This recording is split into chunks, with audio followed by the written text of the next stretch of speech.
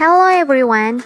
In this occasion, I will discuss the acquisition of a second language in terms of differences in learners. Differences in learners here are age, sex, aptitude, motivation, cognitive style, personality, and learning strategies. And now I will explain one by one. The first one is age. In terms of age differences, students are usually grouped into two parts, namely young learners and adult learners. Young learners usually will be more proficient in the pronunciation of a second language because they get more input and do imitation, so that the accent they have will be similar to the native speaker. Adult learners, they usually think about rules as in learning grammar. Adult learners are able to process or select and arrange complex sentences correctly. Okay, next differences in learners is sex. Sex are divided into two groups. There are male and female. In the results of a study, female could be superior to male in terms of compiling or memorizing complex words, but men are superior to female in terms of fluency in speaking. Okay, next differences in learners is aptitude. Aptitude have four components. They are phonemic coding ability, inductive language learning ability, grammatical sensitivity, associative memory capacity.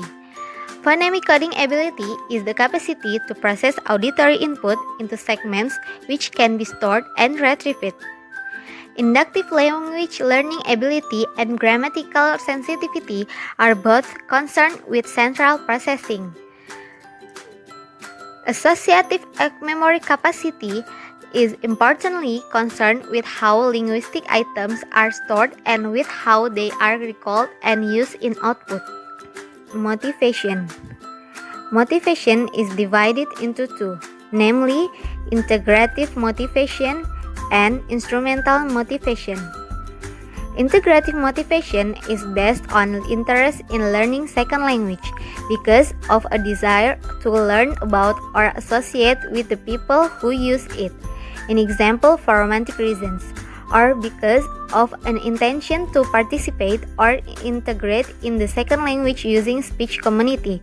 In any case, emotionally or affective factors are dominant.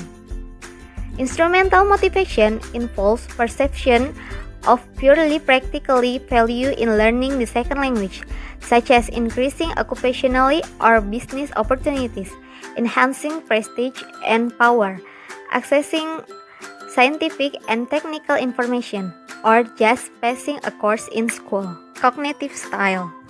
Cognitive style divided into two groups.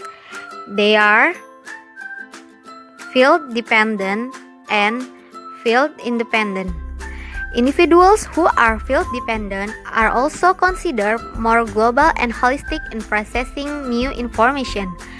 Field-dependent learners are taught to achieve more success in second language acquisition via highly contextualized interactive communicative experience because that fits better with their holistic cognitive style. Individuals who are field-independent are considered more particularistic and analytic. Field-independent learners to profit more from the contextualized analytic approach and formal instruction.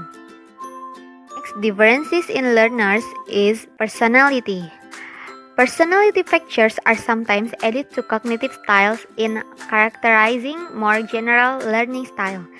In this case, there are two types of personality that usually affect students in learning or obtaining a second language, namely anxiety levels and self-confidence. Anxiety level, that higher anxiety tends to go with lower level of success in second language learning. In this case, it usually happens to students who are introvert. Self-confident, a high level of confidence and a lower level of anxiety can work with a higher level of success. In this case, it usually happens to students who are extrovert. The last differences in learners is learning strategies. Learning strategies are divided into three groups. They are metacognitive strategies, cognitive strategies, affective or social strategies. Metacognitive strategies are those which attempt to regulate language learning by planning and monitoring. Students who have a metacognitive learning strategy, they will tend to be more careful in preparing plans and will also be very detailed in terms of monitoring. Cognitive strategies are make use of direct analysis or synthesis of linguistic material. Students who have cognitive learning strategies tend to practice more often and try to work on questions. Social or affective strategies involve interaction with others. Students who have a social learning strategy tend to be more active in interacting and socializing. So students who use this strategy are more fluent in speaking.